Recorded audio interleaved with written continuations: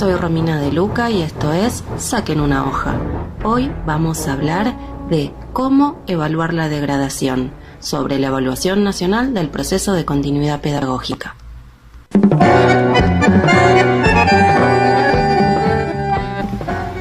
Hoy vamos a hablar de una de las grandes discordias del sistema educativo argentino, que es claramente la evaluación. En alguna oportunidad algo estuvimos conversando, en particular cuando hablábamos de la evaluación formativa, es decir, de cómo en contextos de pandemia se iba a evaluar a los alumnos. Pero hoy lo que quiero que discutamos es sobre la evaluación que está haciendo el Ministerio de Educación Nacional, que le puso el nombre de Evaluación Nacional del Proceso de Continuidad Pedagógica. Es decir, lo que quiere saber el Ministerio es cómo fue el proceso educativo a distancia. Para eso, hoy en día están encuestando a 5.000 directivos de 5.000 escuelas, sobre un total de 51.000 que tiene el país, a 30.000 docentes y a 2.800 familias. Se trata de una muestra al azar, lo que haría que la evaluación sea representativa y significativa, por lo menos en términos teóricos, siempre y cuando el azar sea el azar, pero sabemos que en nuestro país el azar tiene curiosos caminos. Esto no es algo novedoso, encuestas similares se están haciendo en el resto del mundo, sin ir más lejos. El mes pasado, durante mayo, España tuvo la suya. Bien.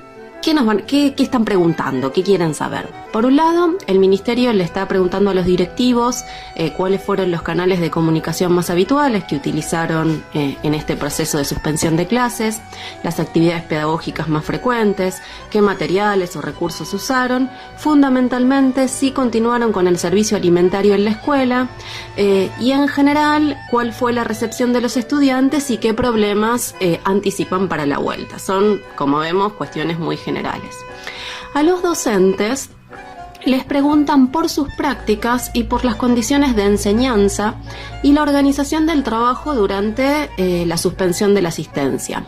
Lo que quieren saber es qué decisiones didácticas tomaron los docentes para seleccionar contenidos, aunque lo cierto es que a casi un mes de iniciada la suspensión, en algunas jurisdicciones se les pidió a los docentes que se ajustaran a los núcleos de aprendizaje prioritarios, lo cual claramente limita la selección. Como también les preguntan cómo secuenciaron las actividades y diseñaron los recursos. Y una vez más, en general, en muchas escuelas, a partir de una bajada oficial desde la supervisión y las inspecciones, determinaron con qué frecuencia había que enviar actividades a nuestros alumnos, ¿no? Obviamente los criterios de tiempo fueron cambiando a lo largo de todo este proceso de suspensión, pero entonces preguntan algo que en parte ya sabemos. También quieren saber si pudieron articular con otros docentes, es decir, si hubo alguna instancia de trabajo colectivo, los canales de comunicación, los institucionales, es decir, con sus escuelas y sus directivos, pero también con los alumnos y las familias. Y una vez más, preguntan algo que en realidad ya sabemos, porque en general las instituciones, o la mayoría de ellas, armaron grupos de WhatsApp como vía de comunicación con sus docentes, o establecieron distintas cuentas de mail como la comunicación oficial que se iba a cursar desde la escuela con los docentes. Quieren saber también, por boca de los propios docentes, cuáles fueron las actividades pedagógicas más frecuentes, algo que también le preguntaron a los directivos, qué hicieron para alcanzar a los alumnos que no lograban conectarse en este proceso de continuidad, las dificultades de las familias, que le preguntaron a los directivos y le van a preguntar a las propias familias, ¿no? Con lo cual vemos que hay toda una serie de cuestiones generales que en parte ya sabemos. Tal vez el punto más significativo sea que le pregunten a los docentes sobre las dificultades que tuvieron en su trabajo desde los hogares. Y esto, un detalle, ¿no? Porque la ley que regula el trabajo a distancia de los docentes llegó casi cumplidos 3 meses de iniciada la tarea, y lo único central que aparece en esta ley es el respeto del tiempo de trabajo presuspensión. Sin embargo, la ley poco dice, como estuvimos viendo en otra columna, sobre el incremento del tiempo de trabajo en el hogar, el trabajo no pago, que es necesario la labor, tiempo que aumentó exponencialmente durante la pandemia, ¿no? Cierto es que va a ser interesante ver qué responden estos 30.000 docentes que están siendo encuestados en este momento, no solo por que no le están reconociendo todos los gastos que incurrieron durante la pandemia para la continuidad pedagógica, sino también porque la encuesta llega con el anuncio del pago del aguinaldo en cuotas para los docentes de varios distritos. El niño de los ojos celestes en la provincia de Buenos Aires hizo su anuncio, la reta en la ciudad de Buenos Aires, en la provincia de Mendoza, en Jujuy, la lista sigue. Frente a este cuadro, ¿de qué se ocupa la CETERA? Bueno, por un lado de que el COVID-19 sea reconocido como una enfermedad laboral, que a los docentes nos den la vacuna antigripal que no nos cubre contra el COVID, como ya sabemos, y el resto puede esperar. Finalmente, ¿qué le van a preguntar a estas 2.800 familias? Bueno, por un lado les consultan sobre las actividades educativas que sí pudieron desarrollar, sobre el contexto comunitario en el cual se inscribe en el hogar, las herramientas disponibles, las capacidades de los padres para ayudar a los alumnos y cuáles son las características físicas de la casa, desde, digamos, el tamaño hasta el equipamiento y los servicios disponibles. De nuevo, son cosas que ya sabemos, porque hay provincias donde más del 40% de los alumnos no tiene internet, hogares que solo disponen de un celular para conectarse, ¿no? Y en términos de medidas para resolver la falta de recursos, todas llegan tarde. A 90 días de iniciada la suspensión, el gobierno repartió algunas notebooks que encontró por ahí, promete entregar tablets a los alumnos vulnerables, no a todos, ¿no? Y cuando uno empieza a observar, bueno, cómo se ejecuta este proceso de distribución en muchas provincias, lo cierto es que si tenés un celular, no aplicás casi a la entrega de una computadora. Así las cosas y algo importante, ¿no?, para señalar, tiene que ver que además esta encuesta, las 2.800 familias, el gobierno la va a hacer a través de UNICEF. Bien, llegado a este punto, lo que conviene que pensemos juntos tiene que ver con si esta evaluación puede aportar algún dato. Bueno, por un lado quiero ser optimista, aunque lo cierto es que parece más bien que vamos a tener una serie de información ya por todos conocida.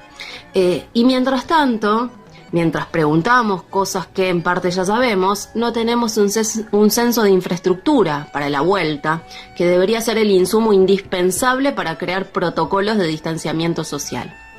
El gobierno, en lugar de una encuesta, podría hacer un censo si quisiera. Eso nos daría un pormenorizado cuadro de la situación actual real de las escuelas. Entonces lo que tenemos que preguntarnos es ¿por qué no lo hace? Y la respuesta es más o menos sencilla: porque no quiere. Porque ese cuadro pormenorizado evidenciaría en el plano de los hogares una miseria estructural que difícilmente alguien pueda creer que es responsabilidad de los últimos 4 años de gobierno, cuando el peronismo nos gobernó los últimos 24 años y contando, sobre un total de 37. Cuando se dice que este va a ser el peor año educativo de la historia argentina, es cierto. Millones de alumnos no tienen contacto objetivo con sus docentes, porque no tienen internet, porque no entienden los materiales o les llegan tarde. Hace más de 3 meses que no tienen contacto, y todo implica que hasta agosto, que es un horizonte posible para un regreso semipresencial, van a haber transcurrido 120 días de suspensión y entonces de ausencia de contacto de millones de alumnos con sus docentes.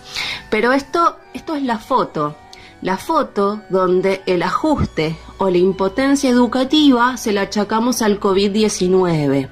Y digo esto porque con la excusa de recuperar el peor año de la historia, ya estamos viendo a la burocracia celebrar otra paritaria mala, si es que hay, en 2021, y un inicio de clases patriótico, por supuesto, en esta fusión de los ciclos 2020-2021. La foto no tiene que hacernos perder de vista que la educación argentina vive en una película de terror hace décadas, donde por lo menos la mitad de los alumnos no termina una escuela secundaria obligatoria en los papeles y 1/3 de los que terminan no entienden lo que leen. Últimamente no dejo de preguntarme qué habría ocurrido si las competencias lectoras de nuestros alumnos fueran similares a las de la primera mitad del siglo XX, en una primaria que también se desgranaba, pero construía en pocos años capacidades sólidas y duraderas para los alumnos. Pero cierto es que esto es una Argentina que no existe más. La degradación atraviesa a todo el sistema educativo argentino hace décadas. Así que la verdad es que no nos deberíamos asustar cuando en una clase en vivo por la TV oficial los docentes del ministerio cometen faltas ortográficas o se equivocan en sus propios procedimientos matemáticos, incluso en esos que nos parecen tan sencillos como la multiplicación por decenas y números con decimales. Una mirada socialista de la educación debe, por un lado, poder explicar la película, es decir, encontrar las causas de esta degradación en la descomposición de una clase social, la burguesía, y de un sistema social, el capitalismo. Ahora bien, en la foto hay que intervenir. Por eso, en lugar de ver las generalidades que va a evaluar el ministerio, tenemos que intervenir para exigir un verdadero censo sobre el estado del sistema educativo argentino. Solo eso nos va a dar un insumo para tener una política para la coyuntura que implica tomar los problemas pedagógicos y también los políticos. En general, la vieja izquierda dice que una nueva sociedad resolverá todo. Es cierto, pero si vamos a convencer al conjunto de la población, mejor que les mostremos hoy las soluciones que van a construir esa utopía educativa. Bueno, hoy dejamos acá, Gustavo, para que veas que yo soy de las profesoras que hacen la tarea, es decir, que planifican, por supuesto. Tenés razón, Sarmiento ha muerto, pero no por esa imagen caricaturesca de viejo gruñón que construyó el kirchnerismo, sino porque la sociedad suya es muy distinta a la nuestra y lo central es la agonía de esa burguesía que portaba su pluma. Te pido que estudies porque viste que la evaluación formativa yo la tengo que hacer igual, pero de Sarmiento nos ocupamos otro día. Bueno, amigos, sigan escuchando, la radio ha vivido equivocada, que lo demás es silencio.